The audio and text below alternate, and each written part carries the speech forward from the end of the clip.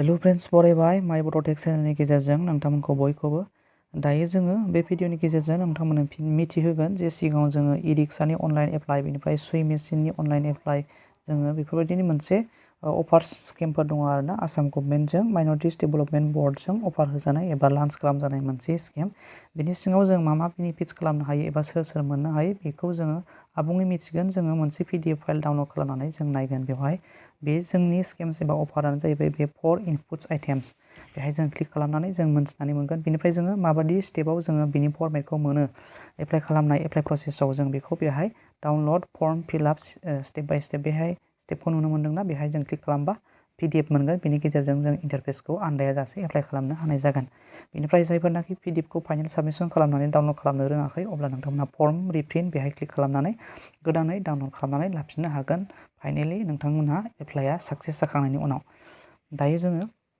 बेवहाय जों मिथिनानै लागोन जोङो इनपुट आइटेम्स एड्स नटिस बेहाय जोङो क्लिक खालामबाय बेनिफ्राय जोङो बेनि नटिफिकेसनफोरखौ नायनोसै जोङो बेवहाय मा अफार्स एबा स्किम्सफोर दङ जोङो बेहाय बेबायदि मोनसे नटिस मोनबाय आरोना बेहाय क्राइटेरियाफोर दङ क्राइटेरियाफोरखौ जों माखासे अपशन्स वाइसआव जों मिथिनानै लागोन बे स्किमा जाहैबाय 2023 निफ्राय 2004 नि स्किम बेनिफ्राय बेहाय पार्टिकुलार हिसाबै मा दङ फार्स्टआव दङ ई-रिक्सा गासैबो अनलाइननि गेजेरजों मोनगोन बेनिफ्राय साबसिडि 80% 20%खौ नोंथांमोना ड्राफ्ट खालामनांगोन बेनिफ्राय सुइ मेसिन दङ थार्डआव दङ फेशन डिजाइन मेसिन फोर्थआव दङ automatic paper plate making machine बेहाय 3 आरो 4 मोननै अपशन्सखौ SAC एबा सेल्फ हेल्प ग्रुप आफादनिफ्राय मोननाय जागोन बेवहाय इन्डिभिजुवेलि हिसाबै बेहाय मोननैनि गेजेराव मोननाय नङा बेहाय अब्ला जोङो माबायदि एप्लाइ खालामनांगौ जों बिनि क्राइटेरियाखौ मोनगोन बेनिफ्राय लास्ट डेट हिसाबै जों बेवहाय नुनो मोनदों 18 जानुवारि 2024 आव बियो लास्ट डेट जागोन एप्लाइआ दानिफ्रायनो सुवेल एबा एन्ड्रइडनि गेजेरजों एप्लाइ खालामनो हागोन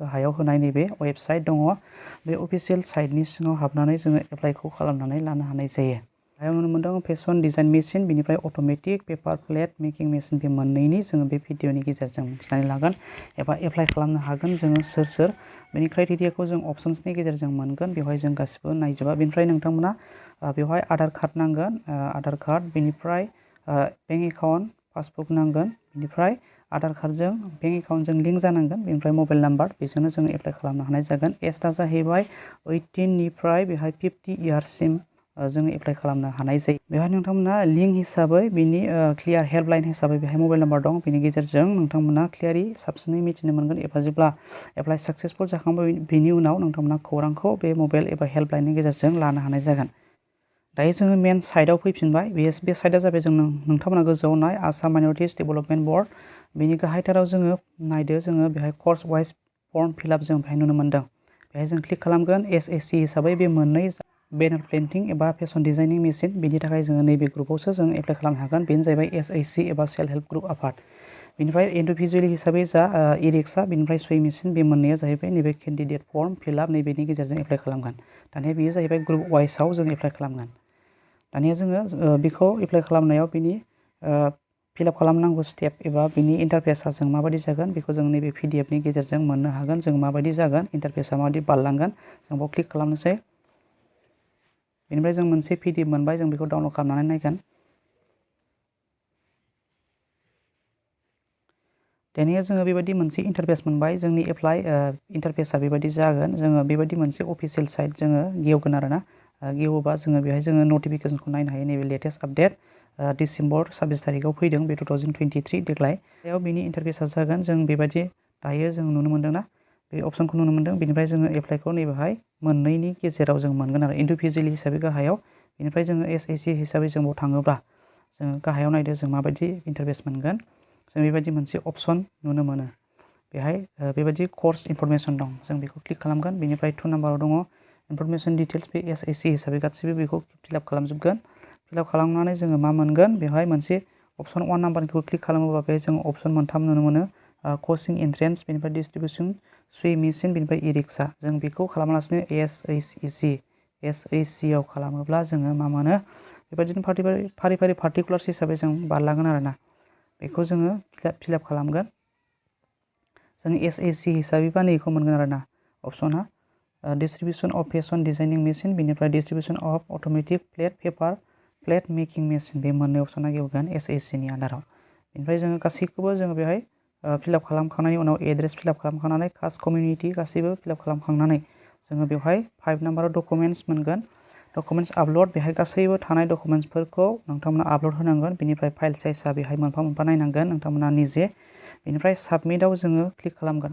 फाइनेल साबमिट क्लिक खालामखांनायनि उनाव OTP फैगोन। OTPखौ नोंथां इन्टार खालामखांनायनि उनाव भेरिफाइ खालामगोन। भेरिफाइ खालामोब्ला जोङो मा जायो गाहायाव बेबायदि इन्टारफेस मोनगोन आरोना। भेरिफाइ अपसन मोनगोन नालाय बेहाय जों इन्टार खालामनानै भेरिफाइ अपसनाव क्लिक खालामनानै जोङो बारगोन। इन्टारफेसआ बेबायदि मोनसे पपआप नुनो मोनगोन आरो बेनि उनाव जोङो बेबायदि मोनसे एक्न'लेजमेन्ट मोनगोन। बेखौ प्रिन्ट एप्लिकेसन अपसनाव क्लिक खालामनानै जों बेबायदि एक्न'लेजमेन्ट मोनगोन।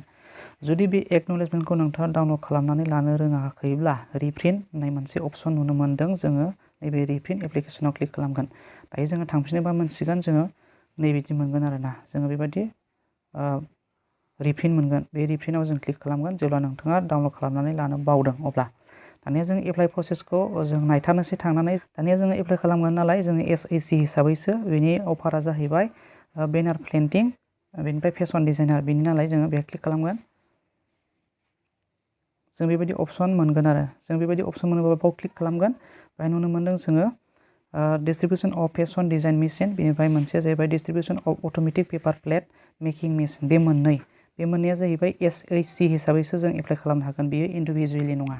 दायो बे अपसनावनो जों फैदों। बेहाय मोनफा मोनफा गासैबो नोंथांनो दिन्थिगोन। बेनिफ्राय SAC हिसाबै बेवहाय नोंथांनि SAC नि नेम बेनिफ्राय नोंथांनि प्रेसिडेन्टनि नेम बेनिफ्राय सेक्रेटारिनि नाम बेनिफ्राय मबाइल नाम्बार होगोन जाय नोंथांमोना बे मबाइल नाम्बारनि गेजेरजों OTP मोनगोन नालाय बेनिफ्राय भिलेज बेनिफ्राय पस्ट अफिस बेनिफ्राय गाहायाव नुनो मोनदों पुलिस स्टेसन बेनिफ्राय सेलेक्ट स्टेट नोंथांनि स्टेट डिस्ट्रिक्ट पस्टेल पिन नाम्बार बेनिफ्राय ब्लक गाहायाव नोंथांमोना मोनगोन अपसन बेंक इनफरमेशन 3 नाम्बाराव बेनिफ्राय एकाउन्ट नाम्बार होगोन बेनिफ्राय IFSC कड बेंक नेम बेंकनि ब्रान्च बेखौ फिलआप खालामखांनायनि उनाव 4 अपसनाव नोंथांमोनहा नुनो मोनदों आदार इनफरमेशन होगोन।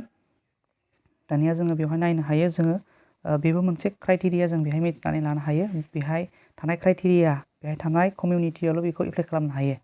बेहाय जोङो नुनो मोनदों बुद्धिस्ट ख्रिस्टियान जैन मुस्लिम बेनिफ्राय गाहायाव नुनो मोनदों फारसि आरो सिख। बे फारसि आरो सिख बेयाव थानाय माखासे कमिउनिटिफोराल' बेखौ एप्लाइ खालामनो हानाय जायो। मानो होनोबा बेयो माइन'रिटि सिटिजेनशिपनि थाखायल' नालाय बेयो मोनसे अफार स्किम। बेनिफ्राय नोंथांमोनहा फिलआप खालामनांगौ कमिउनिटि सेलेक्ट खालामदो जाबायदि खिन्थादोंमोन बेहाय येस अर न' नोंथाङा न'बा न' होदो न' जुदि गैयाबा न' होजायो। बेनिफ्राय जोङो डिसक्रिपसन अफ ट्रेनिं रिसिप्ट बेहायबो नोंथाङा न' बेहाय इन्टारफेस दङ बेहाय जों टाइप खालामदो। बेनिफ्राय गासैबो डकुमेन्ट्सखौ नोंथाङा आपल'ड होखांजोबब्लासो बेवहाय साबमिटआ कमप्लिट जागोन। जों दहाय नुनो मोनदों गासैबो साबमिटखौ क्लिक खालामखांनायनि उनावसो जोङो मबाइल नाम्बाराव OTP फैगोन। OTPखौ भेरिफाइ खालामगोन। भेरिफाइ खालामखांनायनि उनाव नोंथांमोनहा मोनसे एक्न'लेजमेन्ट प्रिन्ट अपसनाव एप्लिकेसन प्रिन्ट अपसनाव क्लिक खालामनानै जों एक्न'लेजमेन्ट मोनगोन। एक्न'लेजमेन्टखौ डाउनल'ड खालामनानै लानो हागोन। बेनिफ्राय नोंथांमोना उनावहाय हेल्पलाइननि नाम्बार दंखायोना दहाय दिन्थिनाय बे हेल्पलाइनाव नोंथांमोना कल खालामनानै खौरांखौ लानो हानाय जागोन। अब्ला लोगोफोर दायो जोङो मिन्थिनानै मोनबाय बेवहाय फेशन डिजाइनार मेसिन बेनिफ्राय जोङो बेनार प्रिन्टिं मेसिन बे मोननैनि एप्लाइ प्रसेस एबा मोननैखौ जोङो सोर मोननो हायो बेनि अफार्सनि सोमोन्दै मिथिबाय। अब्ला लोगोफोर नोंथांमोना जानो हागौ बुजिबाय। बे भिडिअखौ नोंथांमोना मोजां मोनोबा लाइक खालाम हाजासे शेयार खालाम जुदि चेनेलाव दंबा साबस्क्राइब खालाम। अब्ला लोगोफोर थेंक इउ फर वाचिं। लोगोफोर बाय बाय उननि भिडिअआव लोगो मोनफिनगोन।